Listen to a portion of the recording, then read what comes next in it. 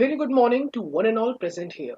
I, Sharma, student of DME Media School, welcome you all to the second edition of world's first 10-day Digital Live International Conference, ICAN4.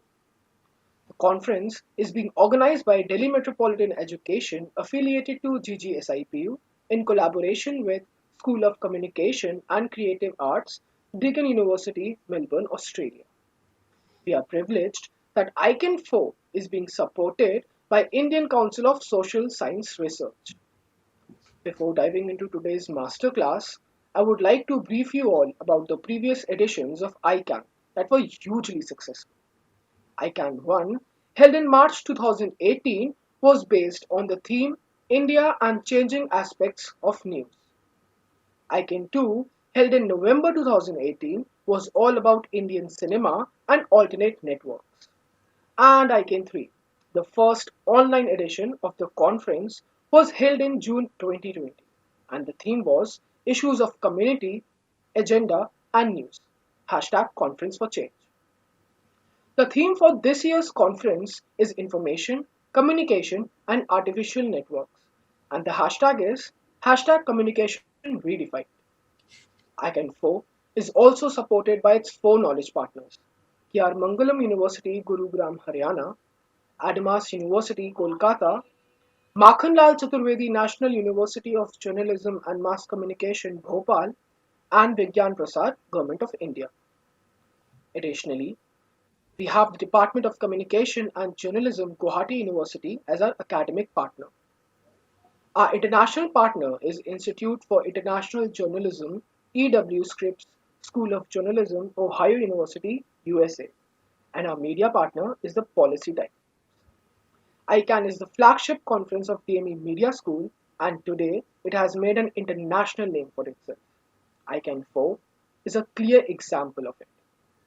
We have participation of about 60 eminent academicians and researchers from 5 different continents and 11 countries, namely India, South Korea, Malaysia, Singapore, Bangladesh, USA, Mexico, France, Italy, Australia, and Ghana. More than 100 media educators and researchers have gathered to present their papers in the conference. We have a total of 36 live sessions, including 9 technical sessions, 3 workshops, 7 panel discussions, 3 special sessions, and 10 masterclasses. One of the most unique things about ICAN 4 is that all 9 technical sessions are being chaired and co-chaired by a galaxy of intellectual women representing different states of the country. It's a matter of a pride for us to be a part of DME, an institution that has not been stopped by these tough times, but instead fueled by. I would also like to tell everyone that at DME Media School, we have our student body, SPARK, that stands for Students with Positive Attitude and Resonating Communication.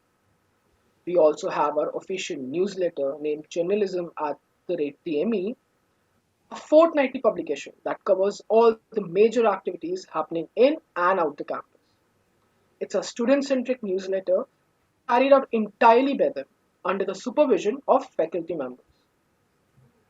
DME TV is our official YouTube channel where you can find the playlists related to all our events, lecture series, film festivals, and all conferences. You can also attend our live session through our official Facebook page. For more information, follow us on our social media handles. Links are being shared in the chat box. ICAN 4 will 10 days, 10 masterclasses. And I welcome you all for the 5th masterclass of the conference on the topic Practices of Archiving Visual Media, a case study from Northeast India. Experts joining us today for this masterclasses are Dr. Aparna Sharma, Associate Professor, World Arts and Cultures, University of California, Los Angeles, USA. Dr. Ankuran Dutta, Associate Professor and Head Department of the Communication and Journalism, Gauhati University, Guwahati, India. Mr. Raja Das, Program Officer, Dr. Ananmika, Memorial Trust, Guwahati, India. Firstly, I would like to request Professor Dr. Amrish Saxena, Dean DME Media School, Director DME Studios and Production, Director International Relations DME, and convener of this conference to please say a few words. Thank you, Kshitij. So I welcome all our guests, all our experts for this session on the fifth day morning of ICAN4. Dr. Ankuran Dutta has been kind enough to organize this panel for us. And Dr. Aparna Sharma, she has taken pains to join this session late evening from Los Angeles a day before, and Mr. Raja Das. There's a different kind of master classes. We have been having master classes last 4 days, but then more than one expert has joined in this expert, and our theme is again a little bit different. Wherein these experts will be focusing as to how the archiving of the visual media is happening as part of their project that they are doing in the Northeast. So obviously, this master class will give us a different kind of feel, and we all are eagerly waiting to find out what all is there in the store in this session. So I stop here, and over to you, Kshitij. Thank you, sir. Now I request Dr. Tinam Bora, Assistant Professor DME, to introduce our experts for today's masterclass. Over to you, ma'am. Thank you, Kshitij. Well, it's my privilege to introduce the experts for today's session. We have Dr. Aparna Sharma, who is an associate professor at the Department of World Arts and Cultures, University of California, Los Angeles. Being a film theorist, her film scholarship focuses on Indian documentary cinema, ethnographic film, colonial photography, and films in Northeast India. She has authored Documentary Films in India, Critical Aesthetics at Work, published by Macmillan in 2015, and is a renowned scholar of documentary filmmaking and visual history. She has been working in Northeast India for the last more than a decade, and two highly appreciated documentary films in the region are on her credit. She is the principal investigator of the UCLA supported project titled Visual Histories of Northeast India. Next, we have Dr. Ankuran Dutta, who is Associate Professor and Head, Department of Communication and Journalism, Guwahati University, Assam. And Dr. Dutta is a media educator by profession with an experience of about 17 years and has been involved in different academic activities in South Asian region. He has been awarded with the prestigious National Award for Outstanding Efforts in Science and Technology Communication in the Electronic Medium 2018 by the NCSTC DST, Ministry of Science and Technology, Government of India on February 28, 2019. He is also awarded as the Best Media Educator at the Media and Media Education Summit 2018 in New Delhi. Dr. Dutta was nominated from India to participate in SUSI in Journalism and Media at EW Scripps School of Journalism at the University of Ohio, USA in 2018, and pursued a short-term research at York University, Canada in 2011 as a Shastri Indo-Canadian Institute Fellow. Mr. Raja Das is currently rendering his job as a program officer at Dr. Ananmika Ray Memorial Trust and also associated with the project Visual Histories of Northeast India as research associate. He pursued his MPhil and double masters in English literature and mass communication, respectively, from Gauhati University. He has been recently selected as one among the 200 young researchers for the Commonwealth Project 2020 Open Up Your Thinking, a study related to the impact of COVID-19 on education in the Commonwealth nations. I welcome Dr. Sharma, Dr. Dutta, and Mr. Das, and I would like to hand over the session to all of you now. Thank you. Good morning, everybody. I'm going to start. I'd like to start, first of all, with a big thank you to ICAN 2021. What seems like a very packed schedule and a very inspiring schedule. Really thank you, Professor Saxena and Tinam, for inviting us to present our work here and offering us this opportunity to share what we are doing. So I'll just go through the plan. I will be starting with opening comments that introduce the project we are working on. and some of the practices we are developing in relationship to the archival work we wish to undertake. Raja, who is the researcher on the project, will then speak to some of the specific practices of the work that we are undertaking. And then Professor Dutta will be talking about the wider context and relevance of this project in a wider historical context. Yeah, so I'll jump right in. Okay, so can I, yeah, great. So can I have the first slide? So this is a visual archive project, and I'll take the first few moments to talk a little bit about the necessity, introduce what archives are and the necessity of looking at visual materials. So just for everybody to be on the same page, archives broadly refer to records or a record office where records are held, historical records of all forms, whether they are photographs, whether they are written documents, or any other materials that may have been generated in the working of any establishment, any organization. And these are mostly kept and preserved with an aim to have them be used in the future, particularly for processes of history writing.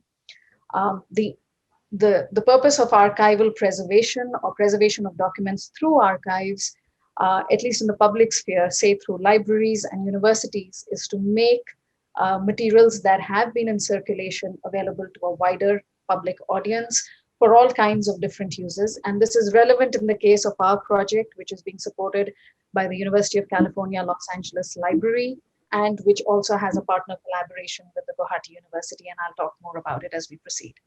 So just to be clear what we mean by visual materials, I'm sure everybody's clear about this in this session, but I'd just like to go over it. So when we speak of visual materials, we are speaking of all kinds of media, be they from the plastic arts, referring to painting, drawing, sculpture, onto modern media, which tend to be largely film and photography. And I really want us to hold on to the idea of modern media being film and photography, because that is really the specialist kind of work that we're trying to undertake in this project. Next slide. Okay. So Visual Histories of Northeast India is part of a wider project that Professor Dutta and I are conceptualizing and working on. And the aim really of that project is to collect and make accessible historical visual materials from Northeast India. We have a wider project called Visual Northeast, which Dr. Dutta will talk about in his presentation. And Visual Histories of Northeast India, the archival project is a small part of it. And I'll be speaking, myself and Raja will be speaking about that. So just to talk about the motivation for this project. So many of us in this audience know about the Northeast of India. Could I have the next slide, Raja, if you could jump onto that? So just for anybody who is not clear on this, this is a map of India, and all the states in green collectively refer to the Northeast of India, just so we're all on the same page. And one of the reasons that as a scholar, I have been, and myself and Professor Dutta have been very committed to working in the Northeast, is that this is a region that has, for historical reasons, not had as much visuality or visual presence or even psychological presence in the wider media landscape of India. Raja, could you switch back 2 slides before? The one before this. So really the motivation is that this visual history project in any form that it takes is geared and motivated to bringing about greater visibility and visualization of the region and its history, which is a very particular kind of history, and we want to document that. And our bigger aim in keeping with, archives is that we want to make this material available to wider publics, including researchers, scholars, students, academics, anybody who's interested in working on the Northeast, to have access to visual material that they can use as a complement in history writing processes. So that's really the idea and the motivation behind this. Okay, we'll jump 2 slides forward. Yeah, thanks. I think we've all been introduced. So I am Aparna. I'm the PI on this project. I have worked as a media scholar and as a filmmaker in the Northeast for over a decade. and I have a strong commitment to working and writing about this region in my scholarship. Dr. Ankuran Dutta is a media maker and educator with a specialism in community media practices. And Raja Das is our senior researcher who works on contemporary digital media interfaces. And the three of us together make up the team that is working on this project.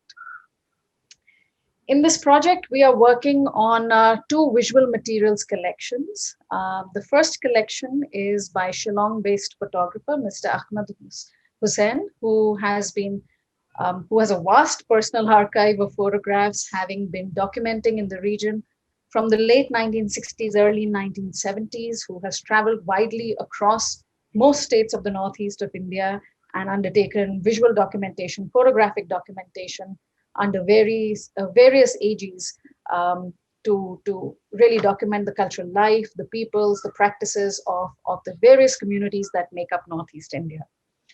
And the second body of material that we are looking at is a series of films, 16 millimeter films that have not been seen before by a renowned anthropologist from a very important figure in Indian anthropology, Dr. Verrier Elwin, who is largely known for much of his work in Central India, among the tribes of Central India, but who at the time of after India's independence had been appointed to work in what used to be at that time the Northeast Frontier Agency, where he published a lot of writings and also undertook visual documentation. And we are working with, we're trying to see if these 16 millimeter films that he has can be accessed in some way, whether in their original form or through digitization.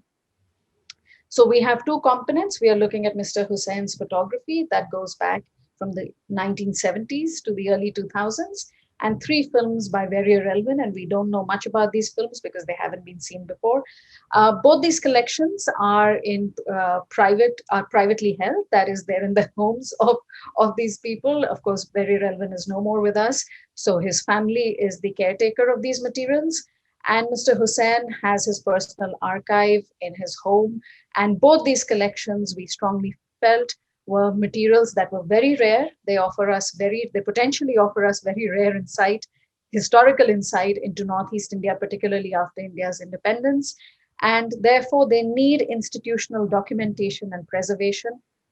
That becomes the first step to making them available to wider audiences.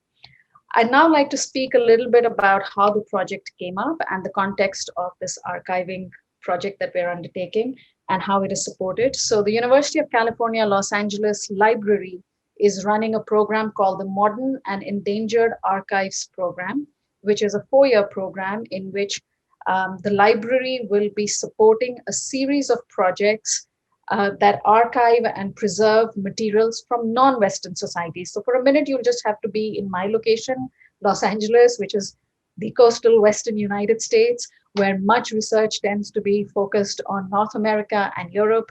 And this program at the UCLA Library is really geared towards supporting the preservation and digitization of archival materials that are from non-Western societies. I hate to use that term because it still uses the West as the way of defining the rest of the world, but for want of better language, we're looking, when we talk of the non-Western world, we're looking at Latin America, Africa, and of course, Asia.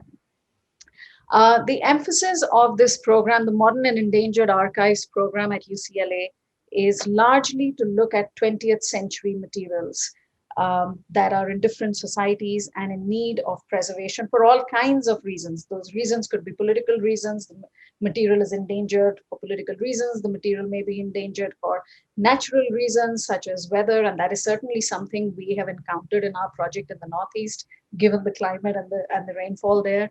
And it is geared towards really making, the other component of this project really is that whatever material gets digitized and gets preserved is made available through the UCLA library via open access and non-commercial purposes for fostering future generations of research into these areas. So that's a little bit of background. And just another point of note is that the UCLA Modern and Endangered Archives program is a sister program that kind of complements the British Library's program on endangered archives.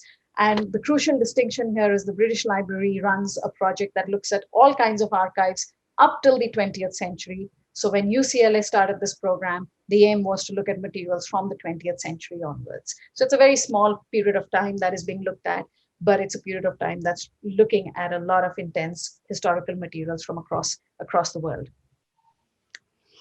Before I go into the project as such, I'd just like to situate some of the concerns that are at the heart of the project. So as I'm a media scholar and a media historian who's looked at the history of visual representations of Northeast India, I'm very aware, and I wish to bring this on board, that there's been a very particular kind of way in which the Northeast tends to be visualized or understood. And some of that traces its roots to the colonial period when the Northeast got styled and fashioned in a certain way in popular imagination. So for many people in the colonial establishment, which is an area that I write about, the Northeast was largely a frontier region. It was a place of adventure and exploration, and it was populated largely by colonial administrators and missionaries. It was thought of as physically intractable because it is densely forested, but it was also considered very yielding for products such as tea and rubber, which were at the heart of some of the colonial exploits of the British establishment in India. Photography, as with the rest of India, came to the Northeast also under the colonial context, and I can speak of some of the early photographers who have worked here. But I want to point out that there were two principal ways by which the colonial establishment kind of visualized the landscapes and the peoples of Northeast India. One of them is a kind of romantic aesthetic, which is that this is a green landscape, a lush, beautiful landscape, and there should be a kind of romantic longing for this beautiful landscape. And on the other hand, you had more kind of bureaucratic visual culture over here, which was about taking pictures of people's full bodies frontally or close-ups of their faces from the front and from the side as a way to index their anthropometric measurements, as also a way of having some kind of census record of who makes up the populations of Northeast India. So this is the history.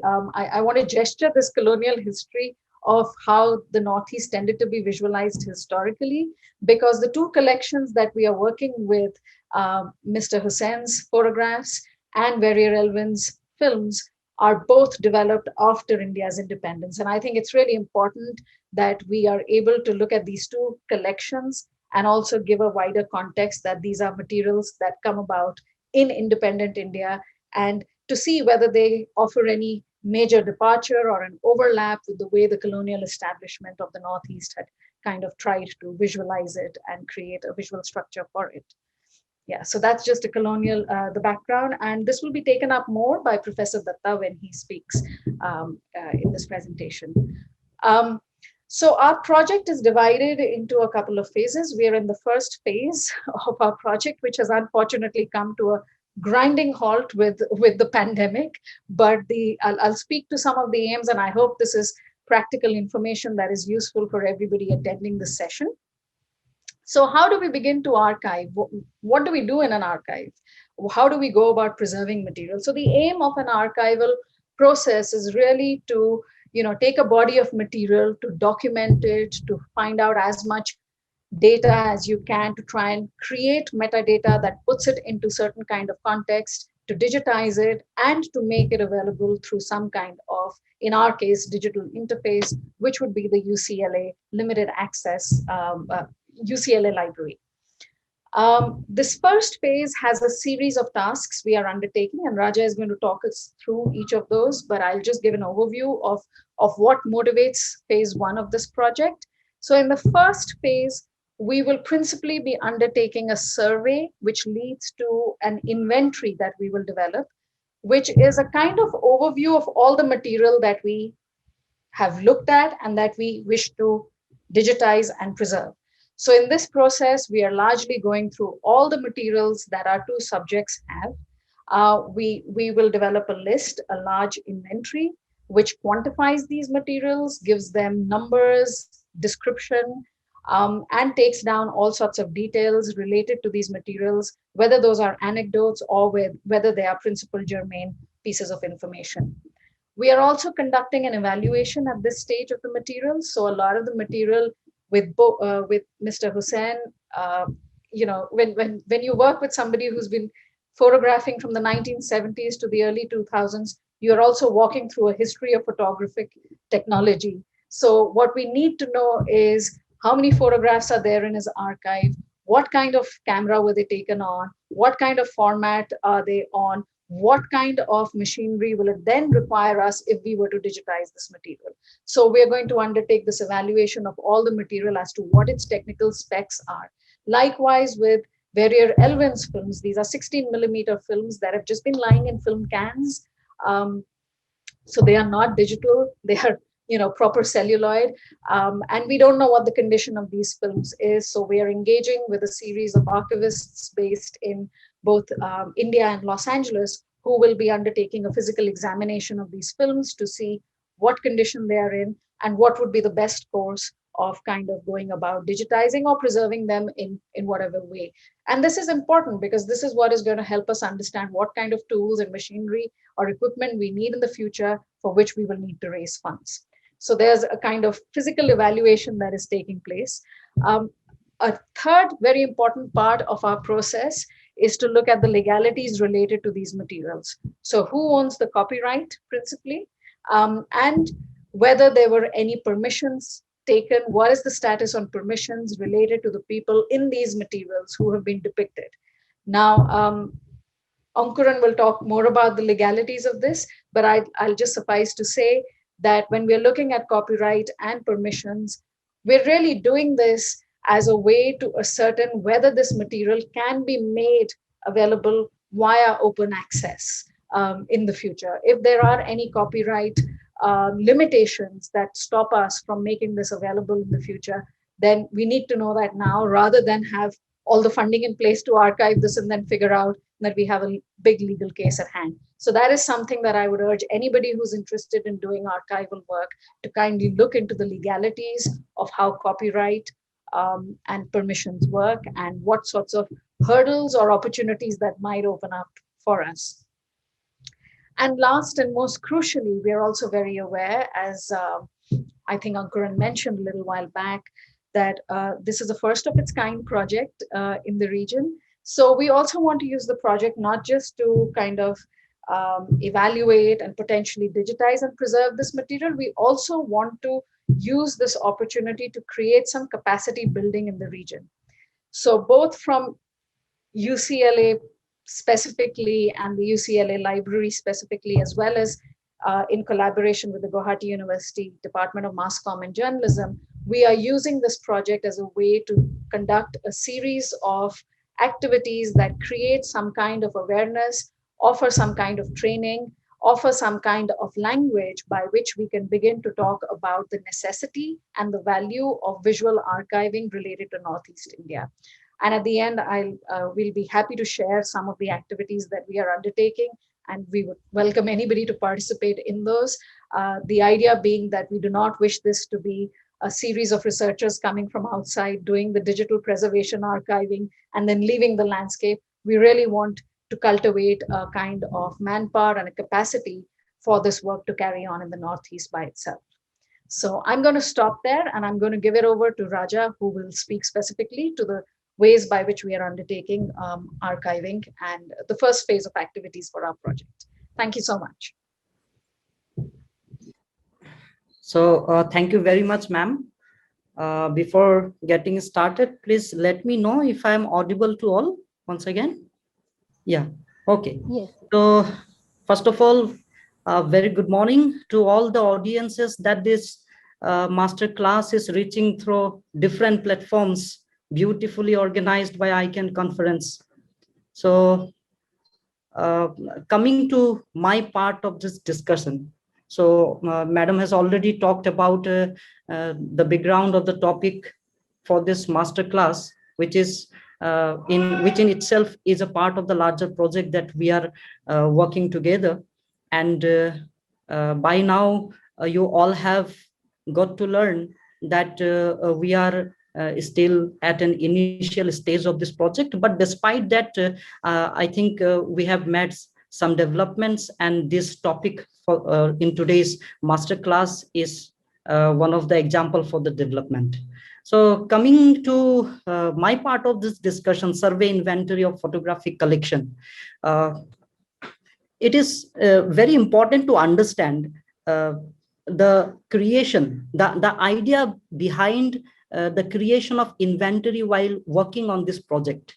So inventory in its general term can be understood as a tool of collecting information for the final research output. Say for example, a box has a large number of photographs for two different subjects, subject A and subject B, and then your boss has asked you to submit two separate reports for all the photographs. So in that case, as a layman, what will be my approach? I will first of all segregate all the photographs, as any layman will do that, segregate the photographs on the basis of under two categories: A, photographs taken by subject A; B, photographs taken by subject B. And then I will further go on segregating the photographs under each of these subjects, under each of these subjects on the basis of time, space, and events, so that and then I will submit the report. So the basic idea, just a minute, let me change this. Okay, so the basic idea about inventory, about understanding about inventory, is systematic collection of all the informations of the photographs, and then finding a proper analysis of all the photographs on the basis of content and context, so that we can reach to a final report. But it is not that easy to finally come up with a report, because before that we need a proper structure of an inventory.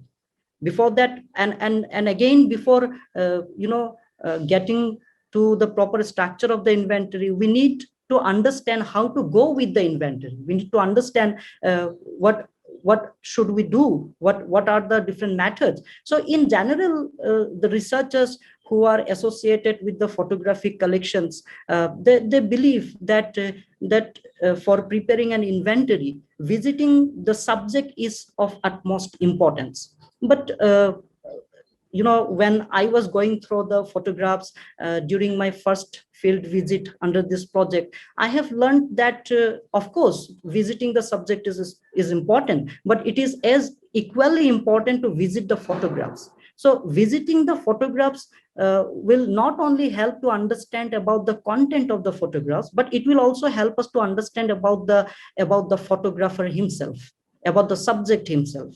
Whereas visiting the subject is only about understanding the content of the photographs that he had captured. So keeping it balanced, this is how we have gone for preparing inventory, by visiting both the photographs and visiting the subjects parallelly. So this is how we have come out with our first set of inventory, the photographic set, the photograph for the photographic collection. So this is the way, or these are the sections that we have included under our first set of inventory. And it is very important to mention here that the sections that you are seeing here, these sections are not imposed from outside. These are not based on any theoretical model. Rather, it is simply based on learning by doing process, we should say. And apart from these sections, I must also say that till the end of this project, we may have more sections under different sets of inventories. So this is the first set of inventory, and we have come out with these sections. But then as we go on with our project, we may find, according to the available information of the photograph, of the subjects, so we may the sections may vary under each set of inventories, and then at the end of the project we may come out with one universal inventory again. So I will, in my next slides, I will definitely talk about how have we come up with all these sections that I have shown you in the previous slide. But before that, it is also very important to understand that in order to, identify a particular photograph from n number of photographs that a subject has, it is very important to give a name to the inventory, because until and unless we have a name to the inventory, it will be difficult to find out a particular photograph from the n number of photographs uh, which is there under n sets of inventories. So this is very important. Otherwise it will be like picking up a needle in the haystack. So it is very important to give a title for the inventory, and I will definitely show in my next slide how have we come up, how have we identified these photographs, all these sections of photographs under a particular name. So it was not that difficult to give a title for the inventory. It is only because we have tried to keep it simple. We have tried to keep it easy to understand. For example, we have tried to understand we have tried to find out the commons between all the photographs that we have gone through. In our first visit, we have almost gone through around say 200 photographs, and about all these photographs, what is the common? So this is a Herculean task, but then it is not that difficult too, because until and unless you get to know that yes, each of these photographs, the contents are surrounded with a particular region. For example, in this case, you are seeing that all these photographs, the items, the categories of the photographs that we have created, these are surrounded with a particular state, that is Mizoram, and therefore we have given the title of this first set of inventory as a Mizoram album. So there, in the same way, there will be different kind of different names will be giving as we go on with the project. So for example, with the same Mizoram album, there may be another inventory too. We'll be giving Mizoram album 1, Mizoram album 2. So in this way, we'll be going on with the inventory part. Now the main integral part of the inventory. So the sections that we have seen in earlier slides. So let us just try to understand how have we come up with each of these sections. For example, we have serial number and numbering. So let me tell you one by one without overlapping the things. See, serial number, by the term serial number itself, in generally, what do we mean by that? We mean by that we are numbering something, we are numbering particulars, we are listings. See, but in case of this first set of inventory that we have created, what we have found n number of photographs. So it was not possible to give each of these photographs a serial number. That will complicate the entire structure of the inventory. That will make it difficult for anyone to understand. So serial number, here we are not, by serial number we are not numbering the photographs, we are simply numbering the items and categories. I will surely talk about items and categories. So under items and categories, there are again n number of photographs. So by this, what do? By this, we are also developing a chronology based on items and categories. So serial number doesn't mean that we are numbering the photographs, whereas we have another section called numbering. Here the numbering part, it was already put into the photographs by the subject himself. So it is the very important and very interesting thing that we have found. It will give us the impression of the practice of archiving that our subject had practiced during his days. So we have finally decided that no, that this is something that very important thing to that will let us know the entire archiving method of keeping photographs of this particular of Ahmed Hussein. So numbering, it is not used by us. as I have already started by saying that the entire section that we have developed, these are not imposed by any other external methods. So these are just learning by doing process, and we have found that yes, this numbering can be an interesting section, and we have put out numbering as an important section. These are not used by the researchers. These are instead, these are the ones that were already put by the subject into the photographs. So now let's come to the item name and the category. So in regard to item name and category, it is important to understand. Let's say a photograph has captured the Prime Minister visiting tea estate in some districts of Darjeeling on the occasion of International Labour Day. So here we need to understand what is the context. The context is about the International Labour Day. So item name, it defines the context of the photograph. So we are trying to put out the context and the content separately under two different sections. So say, for example, in case of item name, we will give International Labour Day, and under the category we can put out, like say Prime Minister Nehru visiting some districts in tea estate of Darjeeling, and then felicitating the tea workers on the occasion of International Labour Day. So this is something about more detail from the item part. So now, see, when going through the photographs during our first visit to field study, so what we have found, different technicalities in the photographs. We have found different sizes of the photographs ranging from 35 mm to 120 mm. We have found different shots, long shots, wide shots. We have found close shots. So we have found colors. Obviously, only one color will be there, because during those days, black and white was the only color. So depending upon the technicalities, the size, the shots, the colors, this allowed the researcher to explore into the space inside the photograph, that which actually make us understand about the photographer's efficiency, that adds value to the content of the photograph. So this is what we talk about format. This section is completely the technicalities of the photographs. So in this way, we are also dividing the photographs under this particular section. So now let's come see. I have already discussed about the item name and the category. When we say about description, so description is an extension part of the item name and category.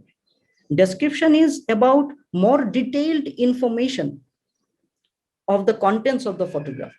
So rather than only the visual and the physical description in the photograph, here we also try to understand the memory description of the subject, because the memories tell many things, and the subject has many memories related to the photograph that he had captured years ago. So we try to put every minute details of the photograph under this section called description.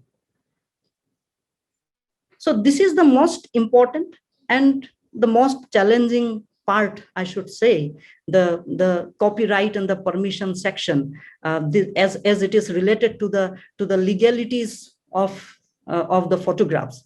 So these as it was not so important during those days when the photographs had taken the photographs, so it was not taken into that seriously that we take it now. So regarding copyright and permission, for keeping in mind the future scope of the photographs, it is very important to extract the information on these legalities of the photograph. So it actually becomes difficult for us to find out something which they were unaware of. So what we need to do, what we had done, how have we begun? We have dealt with several questions, like we have asked, was that photograph captured by you a part of any assignment being given by government or non-government agency, or was that an independent project being taken by you, or had you taken any permission from the subject that you have captured the photograph of?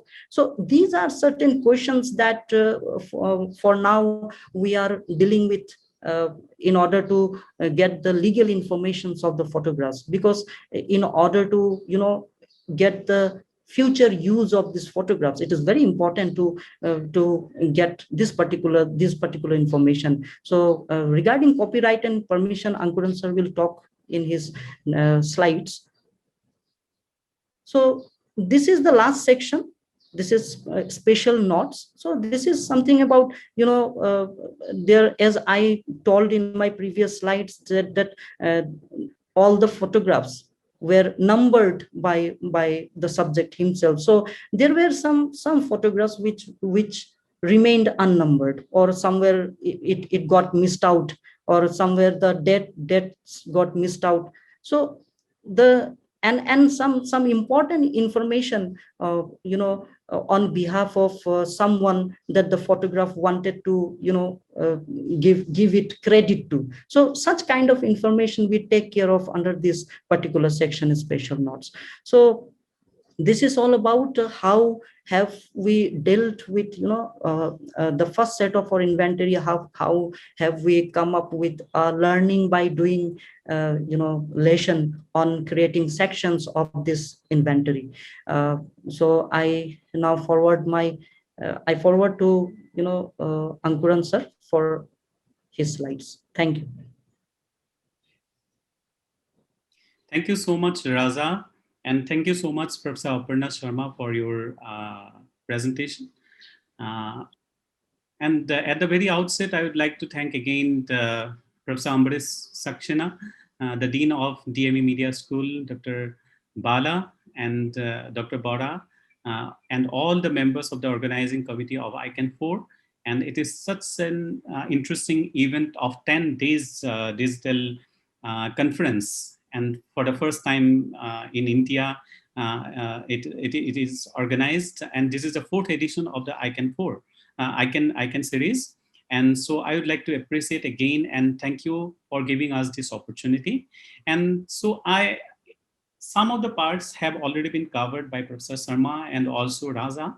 I would like to focus on a different issue here. It is my title, as I have written here, that Visual Histories of the Northeast at the Crossroads.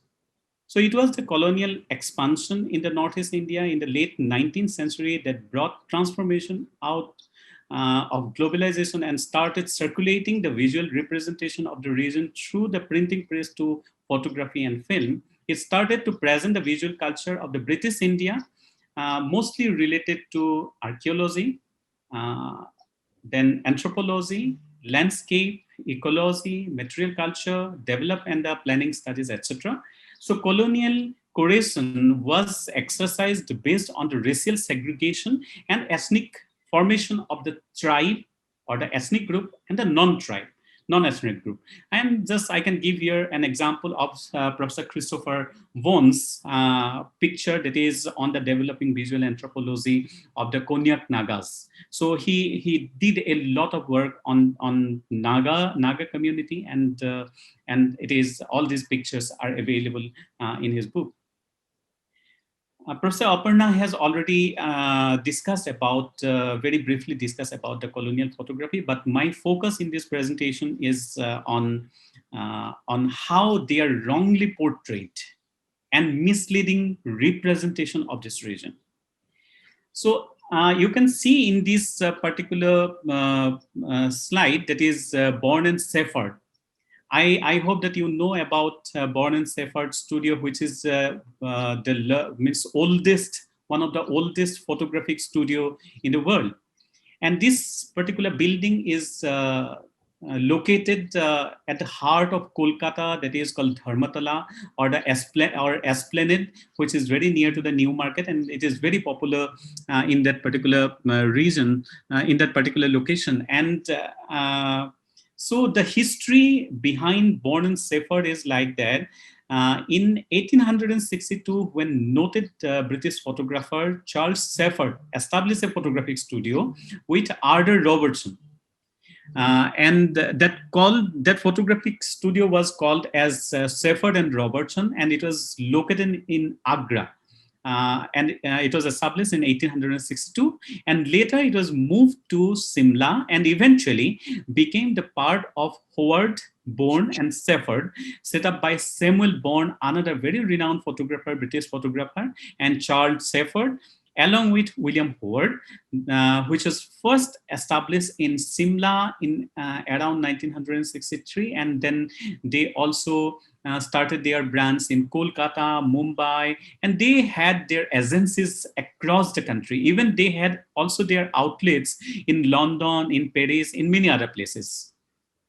So Samuel Bourne, I would like to mention here about Samuel Bourne, who was a very renowned British photographer. He came to India in the year 1963. And he was here in India for 7 years, and he became the most accomplished landscape photographer during those days. And Shepherd and Samuel Bourne, both of them actually made the first 3 major Himalayan photographic expeditions, prior to which they took an expedition to Kashmir in the year 1964. As I told that initially when it was started in Agra by Shepherd and Robertson, but Robertson left the business. And in 1966, William Howard also left for London, and then the company became as Bourne and Shepherd company. And just imagine during those days, you needed to take an appointment, and it took a long time to enter into the building of the Bourne and Shepherd for a portrait photography. And there were the personalities like Rabindranath Tagore also visited this particular studio for his portrait photography. Ramakrishna Paramhans also went to this studio, and many kings of the princely states during the British regime they also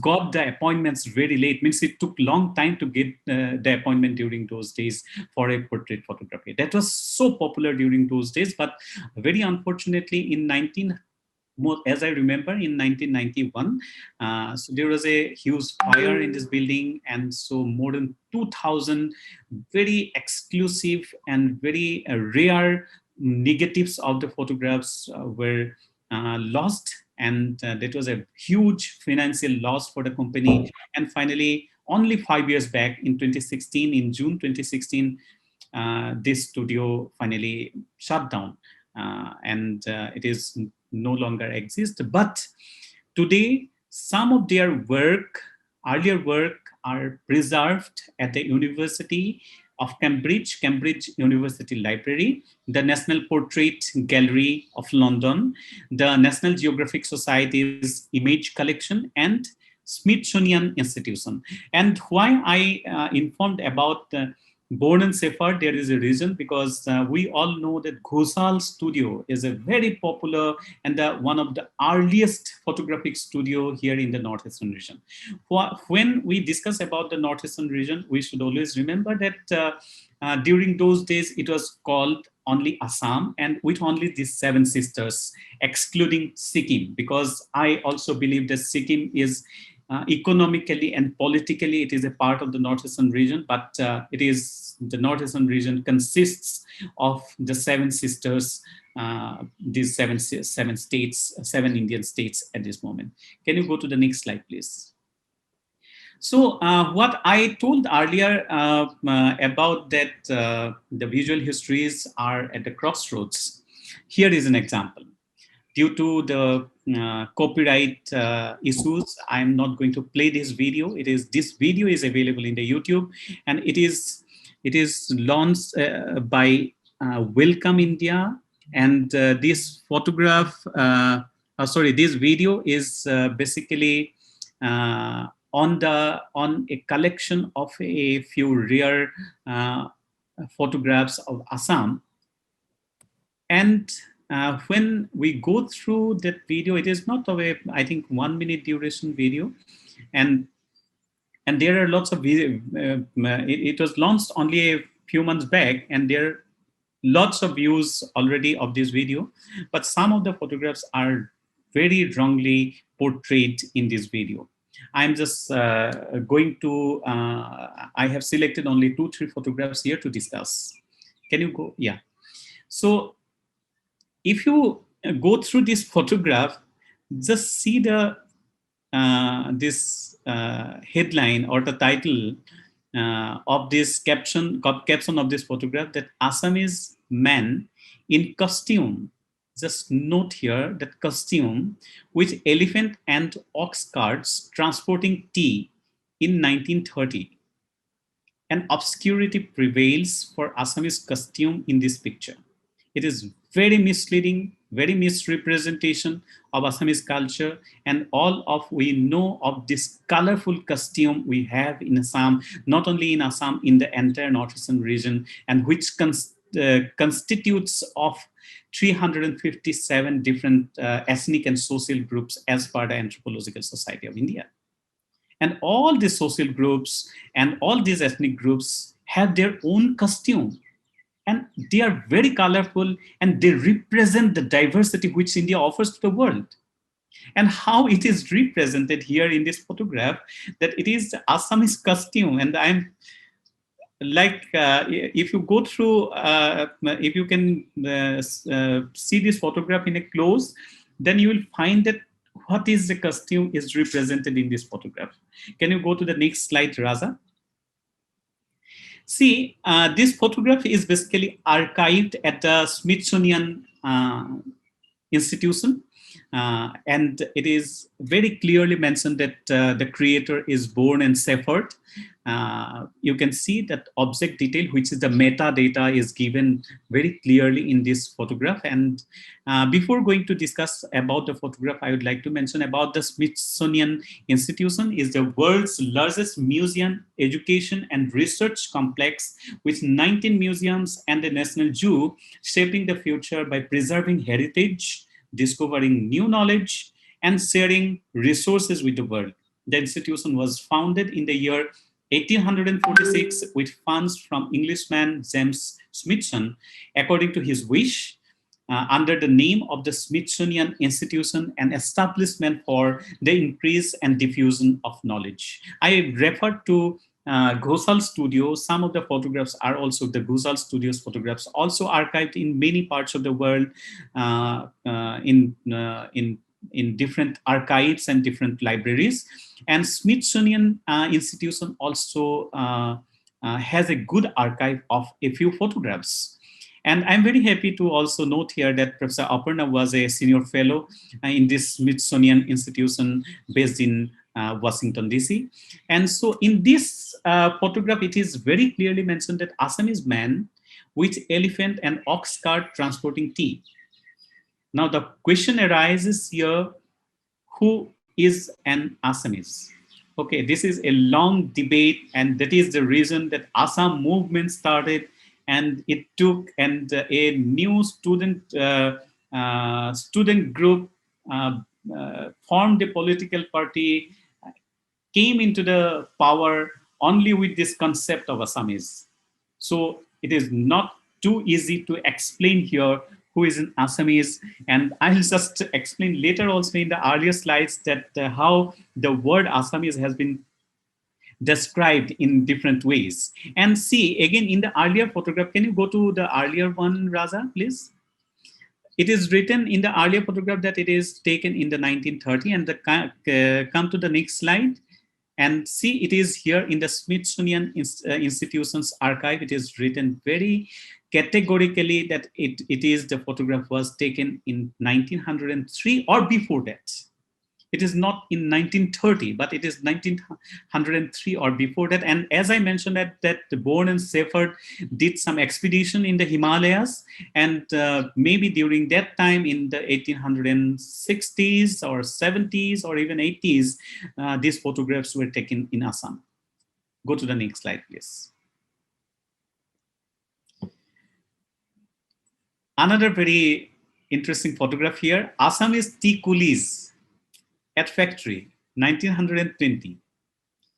Coolie in Assam tea industry, a colonial definition to slave and free labor. The literal meaning of coolie is like that coolie is a term for the unskilled manual labor that replaced the local labor with the migrant ones. Okay, it describes the character of colonial capitalists plantations in Assam during the mid 19th century. For your information, just I would like to mention here that the migrated labor, now the situation is different because the tea tribe, nowadays we have that particular category as the tea tribe, and they are also in the ambit of the big definition of Assamese culture, Assamese identity. But earlier, during those days, actually, most of the tea laborers in Assam were migrated from the central and southeastern India, that includes present-day Jharkhand, northern and western Orissa, West Bengal, eastern part of Madhya Pradesh, including Chhattisgarh state, Warangal and Khammam district of Andhra Pradesh, Mirzapur, Varanasi, Gazipur districts of Uttar Pradesh, and more than 2/3 of the laborers came basically from Bihar, Orissa, and West Bengal. And these tribes were also Mundas, then Bhumis, Santals. These were the tribes, and you can also categorize the original of the tea tribe, the greater tea tribe nowadays, which we categorically mention as a tea tribe here in Assam. They were basically their origins are from Aboriginal tribal group. Some of the large number of the people are from the Aboriginal tribal group, and some of are also semi-Aboriginal castes like Ghasis, then Barois, Turi, etc. And there are also some like low caste Hindu, like some Chamars, then Bhoktas, etc., low caste Hindu, and these three categories comprise the present day tea tribe in Assam, and they are in the ambit of Assamese identity. But during those days, you cannot say those as Assamese coolie. Go to the next slide.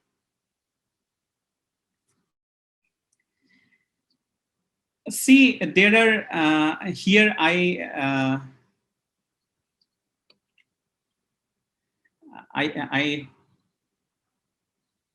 okay, I have just mentioned about the sources. Yet, yes, there are the sources also. It is a very questionable about the sources. Some of the photographs are also available in different archives, as I mentioned. Can you go to the next slide, please, Raza? I think we missed some of the slides. Can you go the earlier slides?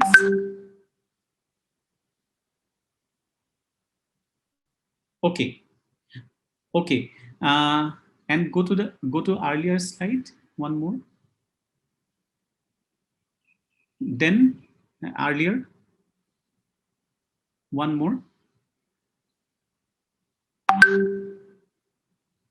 Okay, here also you can see that Assamese tea coolies being paid by European man in 1928. And where they got this information that this photograph was taken in 1928, that is beyond my imagination. Okay, and I'm unable to understand that how they can say that it was taken in the year 1928, since this photograph is archived again go to the next slide. It is in this Smithsonian Institution, and it is mentioned. And I have just I wanted to use another slide also. I think it was not there in this presentation, that there is one more organization, EMI. It is a website which is available, and from I believe that from this particular website most of the photographs were taken, and they they are just simply selling all this photograph. If you want to use for the personal use of this photograph, then you have to pay 1199 rupees, which is around 1200 rupees. And if you want to use for any professional use of this photograph, then you have to pay around 12,000 rupees per photograph. So it is this particular slide you have mentioned here. Is in LME, yeah, this one. LME, right? Yeah, this. It is see how these photographs are also in the market, and it is they are not basically maintaining that particular the copyright and the other issues. I'll just explain a little bit later. So can you go to the next slide? This is an example of a very good collection the collection is called the Digital Himalayas, and this project was designed by Professor Alan McFarlane and Mark Turin as a strategy for archiving and making available ethnographic material from the Himalayan region, based at the University Department of Social Anthropology at the University of Cambridge. The project was established in the year 2000.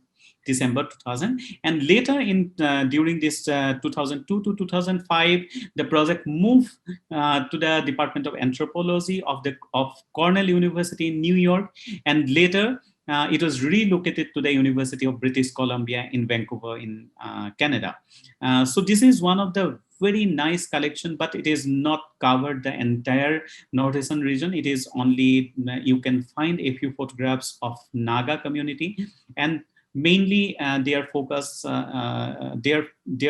is in Nepal and in some other regions of India, but you can find a few photographs from Nagaland. Some of the old photographs from Nagaland and ethnographic archive of Nagaland. Go to the next, please.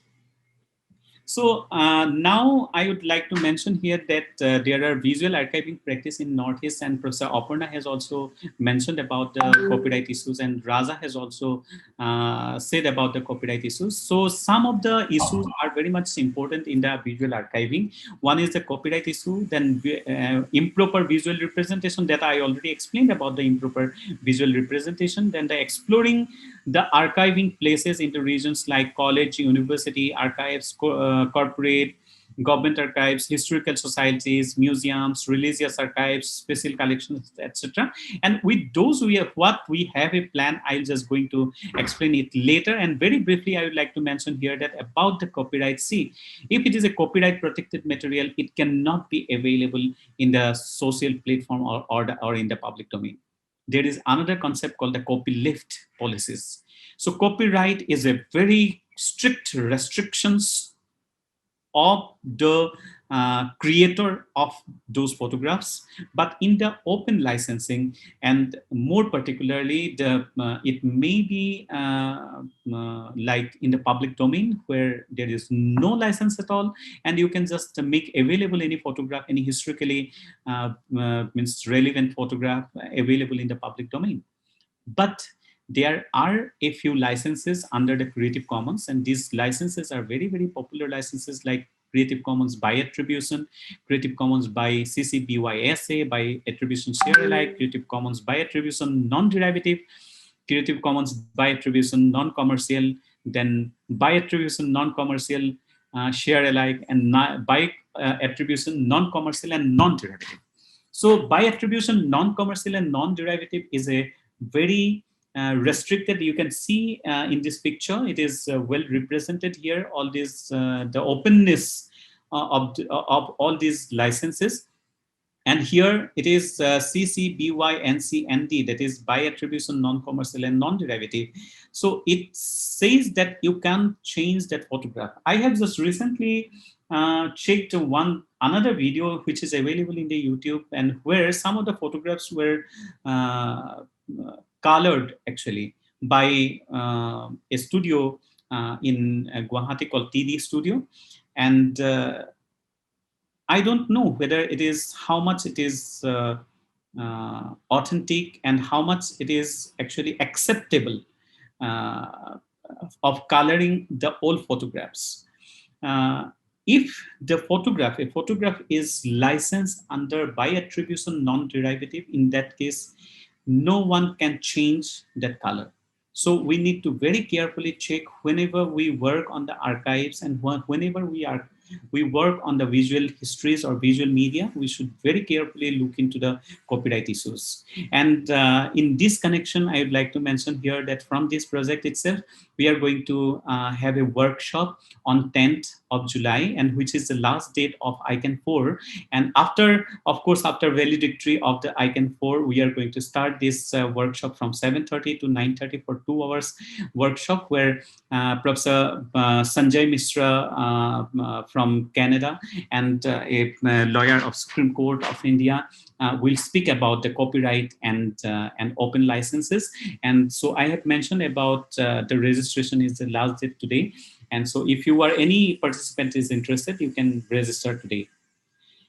At the last, I'm very happy to inform you that there are two main objectives: that visual materials in the form of photography and the documentary films of the region and in the region need to be studied in its original context. Raja mentioned about the context. And digging out the photographs captured from non-colonial perspectives or by any Indian commission under the colonial rule must be explored. And with these objectives, and also we have another objective to collect a huge historically relevant photographs of the northeastern region from nook and corner of the region. So we are going to launch a website called Visual Northeast. This is it is live, of course, but it is not fully constructed, and we are working on this website. And the concept is here that you can donate a photograph. We are not asking for any money as a donation, but you can donate a photograph which has the relevance.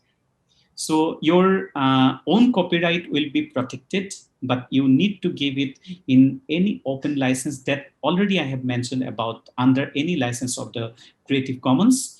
And these photographs will be displayed for the to basically to give the idea or to portray the original context or original histories of the northeastern region, not like in this video that old Assam, and where lots of derogatory remarks they mentioned, and some of the photographs here were very wrongly portrayed and misleadingly they were represented. And to avoid all these kind of issues, so we are doing this on this project, and I'll be very happy to request all of you to cooperate and to assist us to make a very good archive of the visual histories of northeastern region. Thank you so much. I would like to conclude here, and these are the email IDs that you can reach out to us in the admin@thevisualnortheast.in or in my department, that is email ID communication@guwahati.ac.in, or my own email ID also, adutta@guwahati.ac.in. And we can also provide you the other email IDs of Professor Sharma and Mr. Das. And so this is all about this project, and how in the masterclass, basically, we wanted to inform you that how visual histories has lots of relevance and why they are very important in present day contexts. I hope that it is a long session, but we'll be happy to address any question if any participants asked. Thank you so much again. Over to Tina. Thank you, Dr. Dutta, Mr. Rajadas, and Dr. Sharma. Well, we do have a few questions. A student has asked that, has there been any instance where you have come across archival materials like photos or videos, but haven't been able to trace down any significant information about the same, or found no way to verify the accuracy of the information? If yes, then how was this dealt with? I'm really sorry, but There was a connection slip and I really didn't hear the question. Can it be repeated, please? Yes. Yes. So, has there been any instance where you have come across archival materials like photos or videos, but haven't been able to trace down any significant information about the same, or found no way to verify the accuracy of the information? If yes, then how was this dealt with? Okay, I'll take that. Thanks for that question. So at this stage, we are really working with these two collections, and one of the issues that I think Raja pointed out was that we have this strength in Mr. Ahmed Hussein's collection, which is that he's the photographer, and we're working with his information, which is really powerful material that he shares about his experiences of photographing. We do not know what the contents, very clearly, what the contents or condition of very relevance films are. Now, when we come across some material, as we do while speaking with Mr. Hussain, where we feel the information that is being given to us, say, for instance, a date, say, for instance, the context of a particular photograph is not very clear, we try and ask him about how we could verify this information. So for instance, if there is a photograph that may have been commissioned by an organization like the Census Survey of Northeast India, and he is not clear about the date as to when this was taken, or he's not sure of the name of the location, we try and ask him, is there a way this information can be verified? And if not, we will make some note in our inventory to say location not verified by photographer. So the in order to respond to this question, it's very important that while you're working with such materials, that you are close to somebody who can speak very authoritatively about the material. In our case with Mr. Hussain, we are very lucky that the photographer of the photographs is the person providing us information. But in the case of very relevance films, which are being kept by his son, there is really no more information beyond the title of the film on the can. Of the film, and we'd be hesitant to take information from unverified sources. So what our aim will be, that if those films can be digitized or viewed in some way, we will take it upon ourselves as a research team to kind of develop some verified research data, metadata that can be used with that material. So we are reading a lot of literature on very relevant, which might help us in being able to situate the three films that we are working with. It may not. If there are any, we have asked the very relevant family if there is any materials such as correspondences, any writings of very relevant that pertain to the three films, and we're still in the process of figuring that out.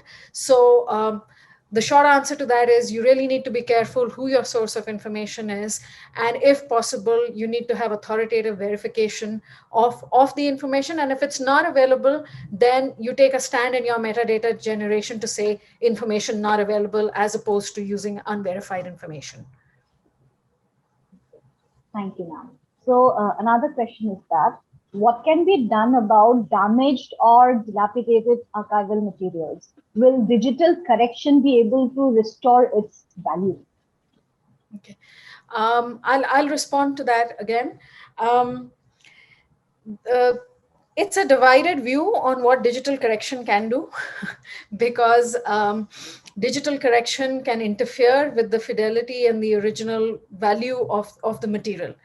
Now, sometimes, particularly with photographs, even if they're damaged, they can be preserved, and you can index the damage as part of the preservation, because photographs are still. And that's usually the standard practice, with a note as to how the photograph may have deteriorated or its condition, any note pertaining to its condition. In film, there is a process of restoration that can take place, in which case, many times when archival films that have been restored and digitized, and these are two separate terms, restoration can involve restoration of celluloid, and it can refer to any kind of touch-up that happens in digital processes. When such material is restored, digitized, and then shown to an audience, usually standard practice is that the film will have an opening intertitle or a graphic that will explain how it was restored, what was the facility at which it was restored, and what were the technical processes that were undertaken as part of restoration. So I work at the University of California, Los Angeles, which has the world's largest film archive, the UCLA TFT Film and Television Archive. We undertake a lot of preservation of old films from right up from the 1890s.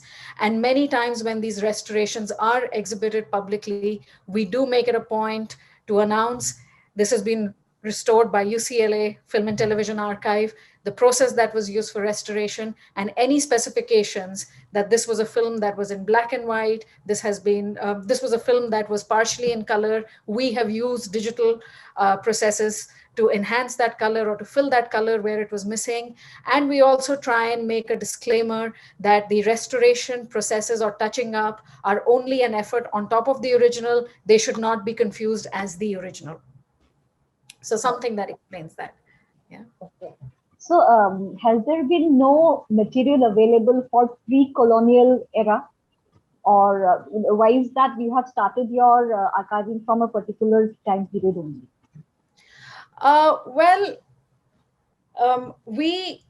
The three of us work on film and photography and communication in that sense. And film and photography are modern media, and a lot of modern media came into the rest of the world through colonial encounters, as is very well known in the case of India. Photography came to India with the colonial establishment, as many historians of Indian photography have pointed out. So therefore, my particular specialism is in colonial photographic practices. And that's the reason why we are working with these collections. We do not, photography and film. Photography is 1832, film is 1895, and that's the peak of the colonial period in India. So we really cannot separate film and photography. Those are the areas we work in, and as part of our work, we are dealing with colonialism in that sense. We have one last question. The Northeast generally does not get enough attention in the mainstream media, and whatever attention it gets is often in the form of stereotype representation. So will this project help change mindsets about different socio-cultural aspects of the region in the long run? Absolutely, that's the goal. Yeah, I mean, that is the motivation the three of us on this team share. It's not just that there are certain stereotypes. I think, the work is beyond stereotypes for us. The work is also visualization of the Northeast, which tends to be very poor and very limited in historical archives in India. How often do you come across materials from the Northeast? How often in universities and institutions of the Northeast itself do you come across historical archives? So that is certainly the motivation behind all our work. And at this instance, we're not so much interested in some kind of rhetorical project of breaking stereotypes about the Northeast, which goes without saying, but the aim really is to try and develop a serious, considered, and as far as possible, historically sound record of certain visual media and visual media practices related to this region. I don't know, Ankuran, if you want to add to that. Or Raja. Yeah, that's all. It's fine. Yeah. Yeah. All right. So thank you very much once again. And it was a lovely discussion. We have learned a lot of new things. I personally have learned a lot of new things. So thank you again so much for doing this today. And now over to Kshitij. Thank you, ma'am.